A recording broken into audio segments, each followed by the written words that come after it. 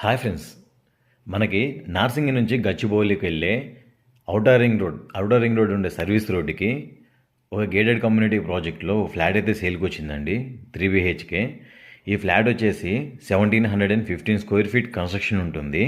ఈ ప్రాజెక్ట్ వచ్చేసి రాజపుష్ప ప్రవిన్సియా అండి. ఈ కమ్యూనిటీ మొత్తం 23 ఏకర్స్లో డెవలప్ చేశారు. మొత్తం టోటల్గా 11 టవర్స్ వస్తాయి. ఈచ్ టవర్ వచ్చేసి 39 ఫ్లోర్స్ ఉంటుందండి.